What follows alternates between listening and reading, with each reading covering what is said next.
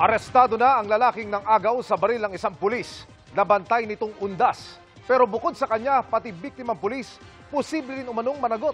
Nakatutok si Marisol Abduraman. Madaling araw kahapon nang magsuntukan ang dalawang ito sa Barangay San Dionisio sa Parañaque. Sa di kalayuan, may pulis mobile at may pulis na nakatingin lang sa kanyang cellphone. Nilapitan ng mobile ang dalawang nagsuntukan at ang isa sa kanila nakipagbuno sa pulis sa Corporal Roselito De Leon at inagaw ang baril nito. Lumabas ang kabaro ni De Leon mula sa mobile pero binaril siya ng suspect. Gumanti ang kabaro pero nakatakas pa rin ang suspect, dala ang service firearm. Hindi nakita sa CCTV pero isang menor de edad na tinutukan ng suspect ang naging susi sa pagka-aresto niya. Nanutok na naman ang baril dito sa mga kabataan. Dito naitulak siya hanggang sa na-outbalance, nalaglag siya sa may ilog. Sa mismong creek na nahuli ang suspect na wala raw matandaan sa nangyari. Hindi ko po alam. Noon nangyari kasi nakainom din po. Nakapag-file tayo ng apat na kaso.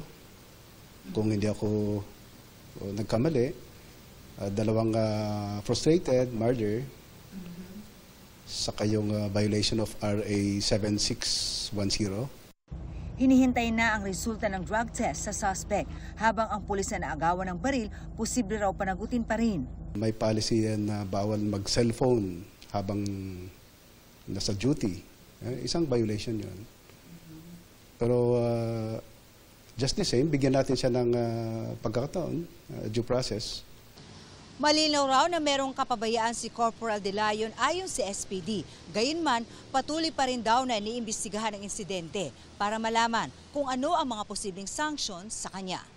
Pwedeng mapatawan ng admin sanction. Kung mapatunayan yan, pwedeng mag-result sa suspension, ganun, o restriction. Sinusubukan pa namin kunin ang pahayag ni De Leon pero nagpapagaling pa siya dahil sa mga tinamang sugat at galos. Para sa GMA Integrated News, Marisol Abduraman.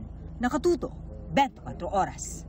Mga kapuso, samahan nyo kaming tumutok 24 oras. Bisitahin at mag-subscribe sa GMA Integrated News sa YouTube. Sa mga kapuso abroad, bisitahin ang GMA Pinoy TV at www.gmanews.tv.